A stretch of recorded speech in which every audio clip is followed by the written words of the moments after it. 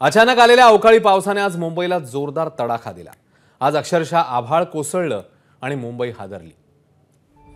आणि या दुर्घटनेमध्ये एकूण 8 जणांचा मृत्यू झाल्याची सध्याची माहिती आहे। मृतांच्या नातेवाईकांना 5 लाखांची मदत जाहीर झाली आहे। वादळी वाऱ्यामुळे पेट्रोल पंपवर हे होर्डिंग कोसळलं आणि ही दुर्घटना घडली।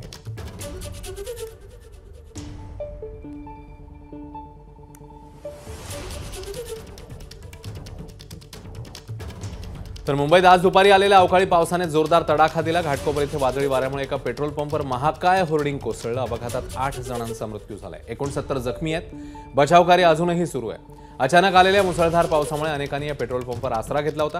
मात्र त्याच वेळी पंपालगत उभारलेले एक अवाढव्य होर्डिंग वादळी वाऱ्यामुळे थेट पेट्रोल पंपवर कोसळलं।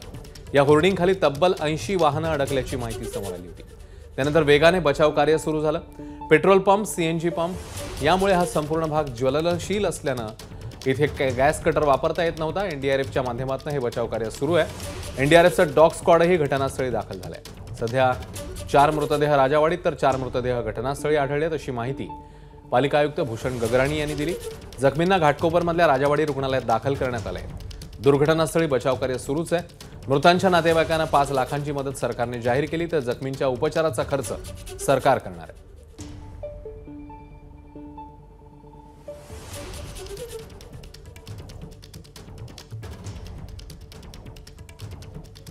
तर सध्या 8 पैकी 4 मृतांची नावं समोर आली आहेत। पाहूया। मोहम्मद अकरम, दिनेश जयस्वाल, चंद्रमणी प्रजापती, भरत राठोड अशी मृतांची नावं आतापर्यंत कळलेली आहेत। तर घाटकोपरमधल्या बॅनर दुर्घटनेत 24 वर्षांच्या भरत राठोड या तरुणाचा मृत्यू झालाय। तो मेडिकलमध्ये डिलिव्हरीचं काम करायचा। पेट्रोल भरण्यासाठी तो पेट्रोल पंपावर गेला होता। त्याचवेळी होर्डिंग कोसळून काळाने घाला घातला। मयत भरत राठोड घाटकोपर वेस्टमधील गोळीबार रोड परिसरातला रहिवासी आहे। कामानिमित्त तो सकाळी निघून गेलेला कामाला आणि पावसाचा वेग होता, त्यामुळे पेट्रोल पंपवरती पेट्रोल भरण्यासाठी गेला होता आणि अचानक त्याची दुर्घटना घडली। याची घरची स्थिती काय आहे? आणि घरची स्थिती बघायला गेलं तर खूप गंभीर आहे। त्याच्या घरची कमवणारं कोणी नाही आहे घरी। छोटा भाव आहे। आता जस्ट 12-13 दिवस झाले वडिलांना इथं राजवाडीमध्ये ॲडमिट केलं होतं। आता जे डिस्चार्ज दिला तिला कालच्या 2 दिवसापूर्वी। आईचं पण निधन झालं। आईचं निधन कोरोनामध्ये, आईचं कोरोनामध्ये निधन झालं। आता कमवणारा एकटाच आहे। तर घाटकोपरमधल्या होर्डिंग दुर्घटनेची मुख्यमंत्री एकनाथ शिंदे आणि उपमुख्यमंत्री देवेंद्र फडणवीस यांनी पाहणी केली आहे। यावेळी घटनेमधील मृतांच्या कुटुंबियांसाठी 5 लाख रुपयांच्या मदतीची घोषणा एकनाथ शिंदेंनी केली। तसंच या दुर्घटनेतल्या दोषींवर सदोष मनुष्यवधाचा गुन्हा दाखल केला जाईल अशी प्रतिक्रिया मुख्यमंत्री एकनाथ शिंदेंनी दिली। मुंबईतल्या सर्वच होर्डिंग्सचा स्ट्रक्चरल ऑडिट करण्याच्या सूचनाही मुख्यमंत्र्यांनी दिल्या। तसंच अनधिकृत होर्डिंग्स तातडीने हटवण्याचे आदेश देण्यात आले आहेत। उपमुख्यमंत्री देवेंद्र फडणवीस यांनीही घटनेची पाहणी करून अपघाताची माहिती जाणून घेतली आहे।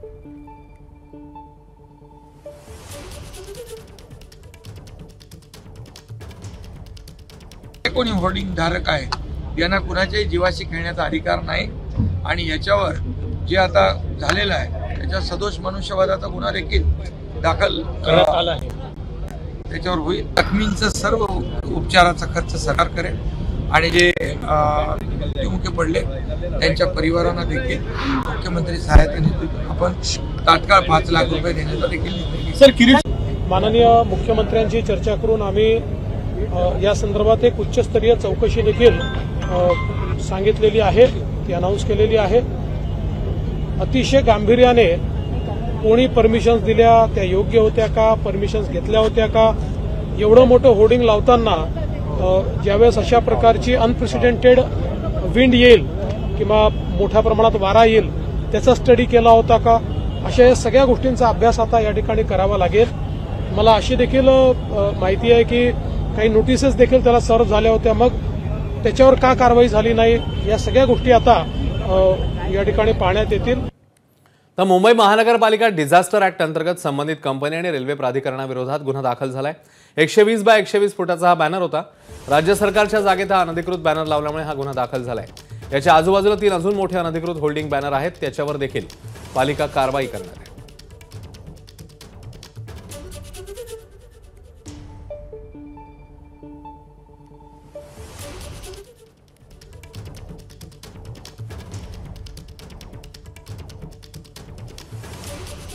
तर हे नेमकं काय घडलेलं होतं, काय हा सगळा प्रकार घडला ते आता बघूया. मुंबईत सोसाट्याचा वारा वाहत होता आणि घाटकोपरमध्ये पेट्रोल पंपवर मग महाकाय होर्डिंग कोसळल्याची घटना घडली. महाकाय होर्डिंग खाली 80 वाहनं अडकल्याची माहिती समोर आली. महाकाय होर्डिंग कोसळल्यानं अनेक जण जखमी झाल्याची देखील माहिती आली. एनडीआरएफच्या माध्यमातून अजूनही मदत कार्य सुरूच आहे. अपघातात 8 जणांचा मृत्यू झाला, 69 जण जखमी आहेत. एबीपी माझा, उघडा डोळे बघा नीट.